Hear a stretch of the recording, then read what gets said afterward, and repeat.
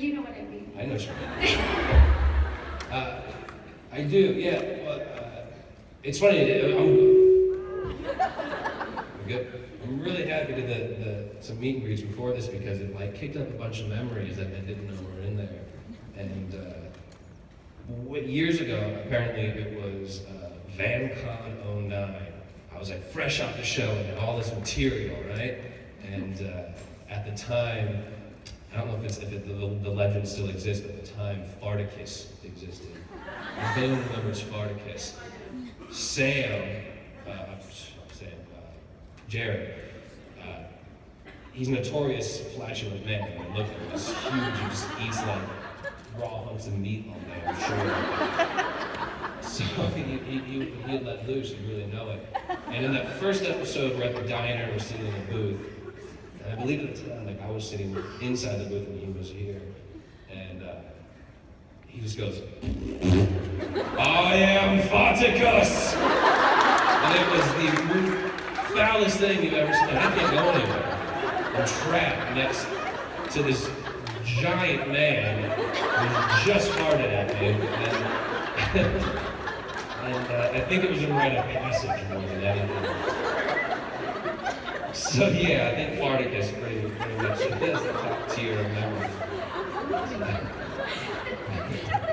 Thank you.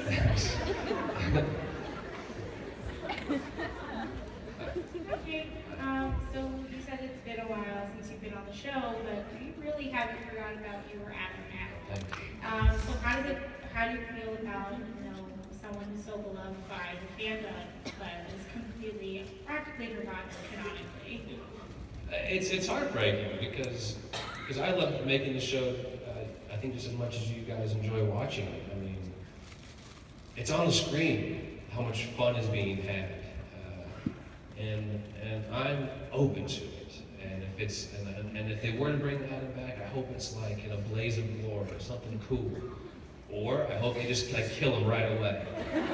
Like they named the episode Adam's Back and they kill him in the first scene. You know what I mean? Like it's gonna go one of two ways. And I hear that they just got a new season, so there's only potential every year, maybe episode season 25 will come back middle-aged and over it, and like, you know what guys, it's okay.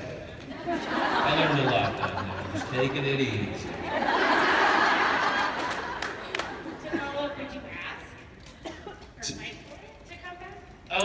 It's Phil Sugrisha is the director of the show. He's directed me in 2 episodes, and whom I adore. I've considered it because he still emails me every once in a while because he works with the band that he reps. It's really fantastic, Petunia and the Vipers. And I have considered just emailing him and being like, okay. You obviously don't hate me, you're still emailing me, so should we do this? Maybe I will. And if I do, I'll let you all know. Thank you. Thank you. How was your first day on the set of Supernatural? It's funny, it's hard to remember. My first day may have been the Farticus day. It may have been at that diner. And I really don't remember, but it had to be good. It really had to be good. Just today, on the way here, I haven't seen the boys since we did a convention in Rome 4 years ago, maybe 4 or 5 years ago. And I was kind of thinking, like, maybe they don't remember me. Anyway, it's been a while. They see a lot of people.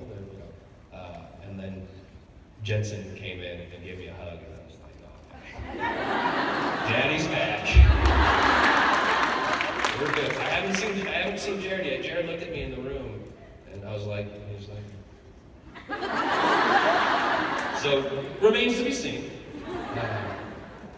What was your question? How was your first day? Oh yeah, it was great. Thank you.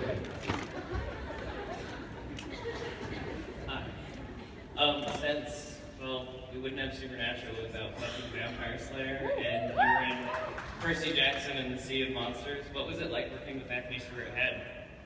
Who? Anthony Head? Tony Head? Who was that? Who was it? He was the centaur in the second movie. He took over Pierce Brosnan. Right. Well, I think I didn't work with him at all. That's why, like, I don't think I had a scene with him, and that's unfortunate. In those movies, you often think like, oh, you're all in the same movie together, you probably all hang out, and it's so unfortunate oftentimes that it's not the case because then I don't get the opportunity to get to know or meet someone like that. And like Nathan Fillion played my father. He played Hermes. And I was so excited to meet Nathan Fillion. I was like, this is great. Never met him. I've never met him. Played my father in a movie, never met him. So it's unfortunate, but if I do meet him, I'll keep you in mind, and next time I see you, I'll let you know. That's just adding to the long list of daddy issues you have. Sound good, Thank you so much. Thank you very much.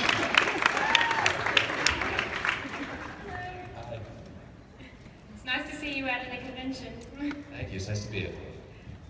My question was, it might be a little difficult to remember, but there was a specific scene that made it to the gag reel where you were lying in a coffin, playing dead, and you guys were giggling and pointing at something. I was wondering what might have been going on in that scene. Lord knows. I don't. That's not the one I thought you were going to say, actually, because there's another scene in the gag reel of me sort of mounting Jared from behind. And Jensen does one of, which he's great at. He does one of the. And the focus puller, brass focus to his face is brilliant. That I remember. I don't remember what we were pointing at. It was, I don't even know how to describe it. Yeah. It was like it was down. Yeah, I know, yeah, because it was when we discovered the ghoul had eaten my body and I was in this false bottom casket, which was a trip, right? That thing was on you. And then looking down and your body's, skin, no skin, just bones. But no, I honestly have no recollection of what we were pointing at. Make something up in your head. Something nasty, dirty. Thank you. Thank you. Hello. Hi. I consider Stanley Tucci one of the finest actors we have in this country. Me too.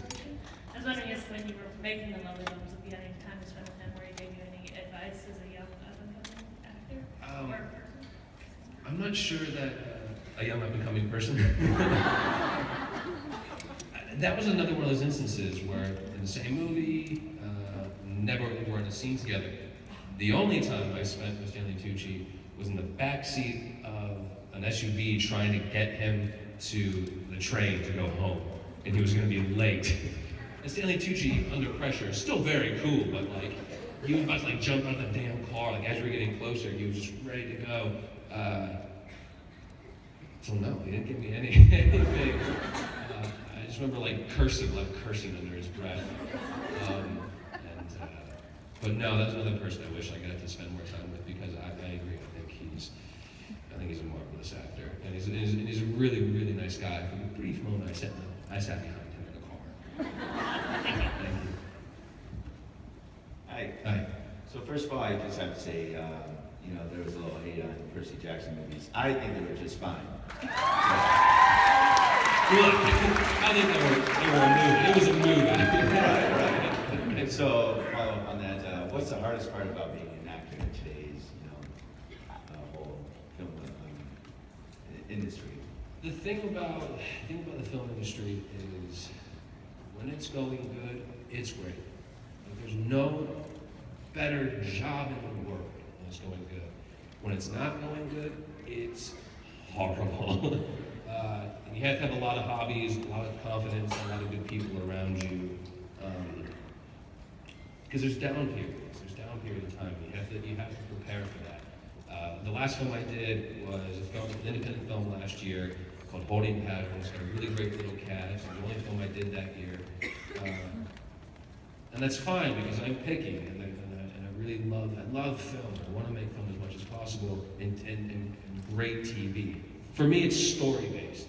And that might be the hardest thing is finding great stories told well. And then if you find a story told well, trying to get that part, it's a whole nother animal because oftentimes it's very little to do with what, if you're auditioning, what you're given in the room. Say, it could be like, oh, he's too tall, he's too blonde, he's not this, he's not that. So there's so many factors, and it's hard to not let that weigh over you. And so mostly just having patience. Patience. If you want something specific and it's worth it for you, just be patient. I think that kind of goes for anything you want to do. Like if you really want something, no matter what people tell you, like maybe you should do this. If you really don't believe in that, stick to your guns. Trust yourself. Bet on yourself. Because eventually, if you bang your head against the wall long enough, it probably will crack. Or you'll die, and you won't have to do it anymore. You'll be so relieved. But yeah, I think just like persistence and trust and hard work. Thank you.